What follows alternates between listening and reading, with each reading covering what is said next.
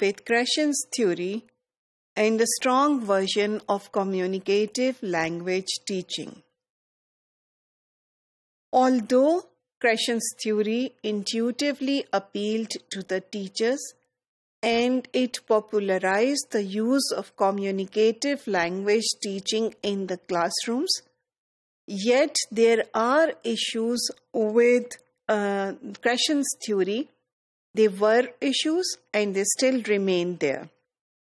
The main problem is that there has been very little empirical testing, that is very little research actually that supports the positive effects of Krashen's theory.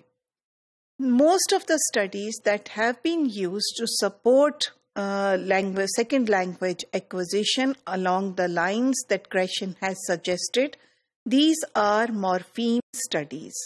That is, they deal with only those small or the little items that we attach to a single word to change its form.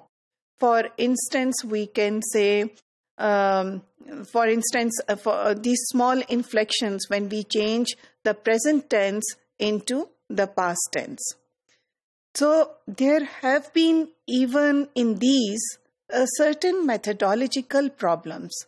When any study has methodological problems, then the results of that study also become invalid, or they can't be generalized in that way. And then coming back to the hypothesis put forth by Stephen Krashen himself, several of these hypotheses are vague, and number two, they are imprecise. That means their vagueness would mean that they are unclear, they are not fully elaborated, and imprecise would mean that they were not entirely incorrect, but aspects of them were not quite right. Now, if we want to discuss these aspects, let us talk about the monitor hypothesis that Krashen speaks of. Now, this concept of a monitor hypothesis that is at work does not really allow us to actually empirically test it.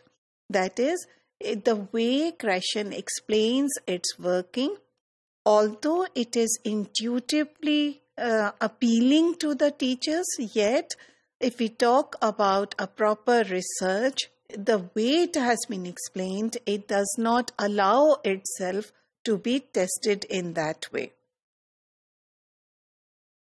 The other thing is, Krashen also talks about the language acquisition device. He argues that all human beings have within them a certain device, which he calls language acquisition device. So, according to Krashen, it is this language acquisition device that facilitates the learning of the second language. Now, interestingly, this language acquisition device remains a black box that has not been opened and cannot be opened because Krashen has not specified its working.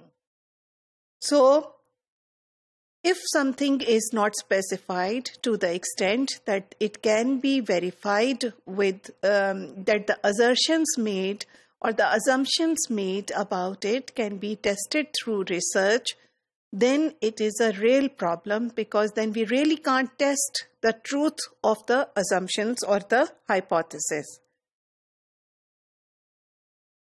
A general main weakness we can safely say regarding Krashen's work is that he presents a set of hypotheses, which would mean a set of assumptions which should have been tested through research to form a theory, yet he presents these hypotheses, which is only a first step towards a theory, as a theoretical framework, or we can say it has been used as a theoretical framework. It is not a theoretical framework. A theory is a complete framework that explains how a language is processed, what are its different workings, and then on the basis of it, you can possibly say if things are working in that direction, or do we need some adaptation in the theory itself. But with a set of hypotheses, and those hypotheses also as imprecise and unclear, it is not possible to see where we are with them.